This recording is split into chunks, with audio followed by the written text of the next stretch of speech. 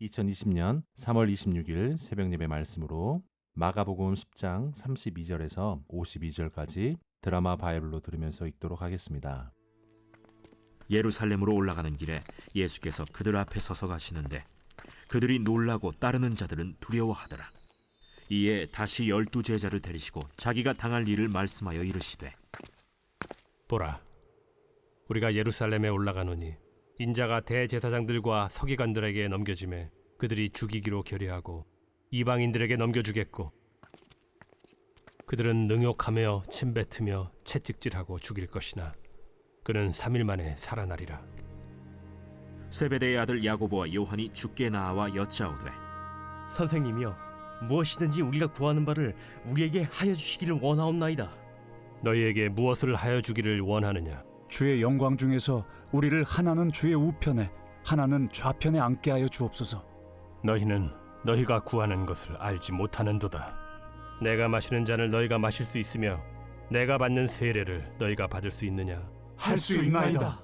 너희는 내가 마시는 잔을 마시며 내가 받는 세례를 받으려니와 내 좌우편에 앉는 것은 내가 줄 것이 아니라 누구를 위하여 준비되었든지 그들이 얻을 것이니라. 10 제자가 듣고 야고보와 요한에 대하여 화를 내거늘 예수께서 불러다가 이르시되, 이방인의 집권자들이 그들을 임의로 주관하고 그 고관들이 그들에게 권세를 부리는 줄을 너희가 알거니와 너희 중에는 그렇지 않을지니 너희 중에 누구든지 크고자 하는 자는 너희를 섬기는 자가 되고 너희 중에 누구든지 으뜸이 되고자 하는 자는 모든 사람의 종이 되어야 하리라. 인자가 온 것은 섬김을 받으려 함이 아니라 도리어 섬기려 하고 자기 목숨을 많은 사람의 대속물로 주려 함이니라.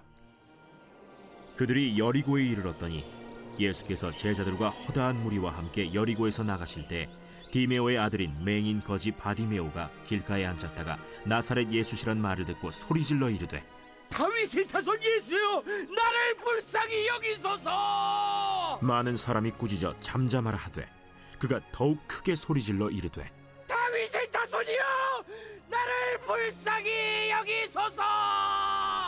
예수께서 머물러 서서 그를 부르라 하시니 그들이 그 맹인을 부르며 이르되, 안심하고 일어나라. 그가 너를 부르신다. 맹인이 겉옷을 내버리고 뛰어 일어나 예수께 나아오거늘 예수께서 말씀하여 이르시되, 내게 무엇을 하여 주기를 원하느냐? 선생님이여, 보기를 원하나이다. 가라. 내 믿음이 너를 구원하였느니라. 하시니 그가 곧 보게 되어 예수를 길에서 따르니라. 마가복음에서는 예수님이 직접 십자가의 죽음을 예고하시는 구절이 3번 등장하는데 그중 3번째가 바로 오늘 구절입니다. 예수님은 이 구절을 통해 제자들에게 자신의 죽음과 십자가의 의미를 설명합니다. 예루살렘으로 올라가는 길, 예수님이 앞장서 가심에도 불구하고 제자들은 놀라고 두려웠습니다. 그들은 여전히 다듬어지지 않았고 좌충우돌했습니다. 예수님을 따라가긴 하지만 그들의 불안함은 여전히 가시지 않은 것입니다. 결국 주님은 예루살렘에 올라가신 뒤 멸시와 조롱 그리고 십자가의 고난과 죽음이 이어집니다. 사람들은 올라가기 위해 애쓰지만 하나님은 그 길 가운데 반드시 내려가는 과정을 계획해 놓으십니다. 아브라함, 모세, 야곱, 요셉 등 성경에 등장하는 수많은 인물들이 그 과정을 겪었습니다. 내려가는 과정이 없으면 올라갈 수 없기 때문입니다. 이것이 예루살렘으로 오르는 길의 역설입니다. 당시 예루살렘은 로마 군대의 지배하에 있었습니다.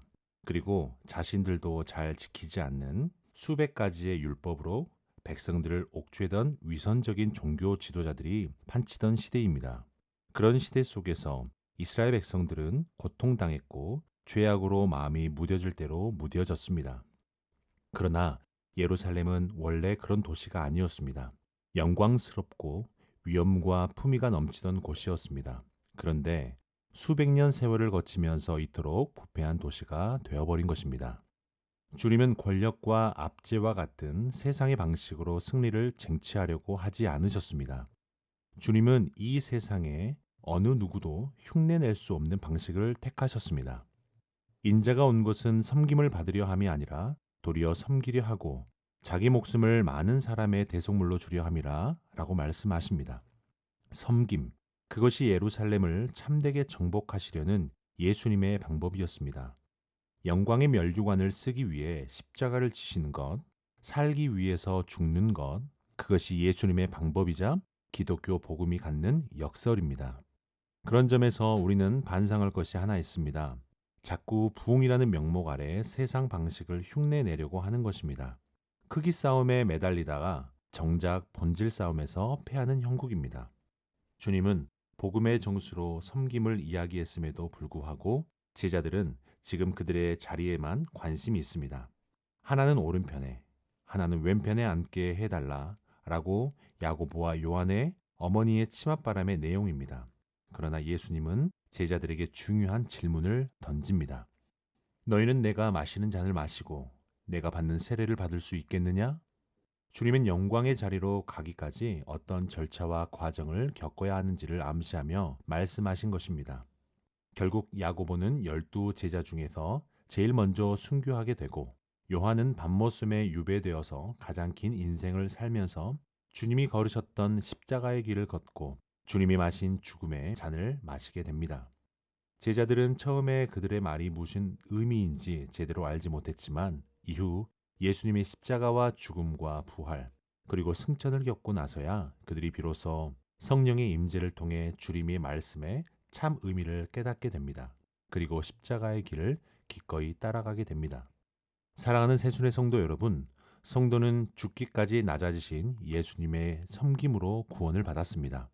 그러므로 성도는 죽기까지 낮아지신 예수님 앞에서 죽기까지 낮아져야 합니다. 성도는 죽기까지 낮아지신 예수님의 섬김을 본받아 다른 사람을 섬기는 것입니다. 참된 믿음은 교회 지체를 위해, 이웃을 위해 자신을 아낌없이 주는 나무가 되는 것입니다. 오늘 하루도 섬김이라는 키워드를 잊지 말고 아낌없이 주는 나무가 되는 여러분 되기를 축복합니다. 함께 기도하시겠습니다. 함께 기도하실 때에 새순의 모든 성도들의 삶이 예수 그리스도의 삶을 본받아 섬김과 주는 자의 복을 누리게 하여 주옵소서. 교회 예배가 회복되게 하시고 무엇보다 성도들의 마음 가운데 예배에 대한 열망을 통해서 예배의 부흥을 허락하여 주옵소서. 코로나로 인하여 사회 취약계층과 소상공인들과 경제적 어려움을 겪는 성도들을 주님께서 지켜 주옵소서. 탄자니아의 김현석 고미라 선교사님을 위해서 기도하실 때에 코로나가 탄자니아의 연약한 자들에게 전파되지 않게 하옵소서. 선교사들의 비자 문제가 잘 해결되게 하시고 복음의 통로로 센터가 쓰임받게 하여 주옵소서. 우리 새벽예배 중환 질병 환우를 위해서 기도합니다.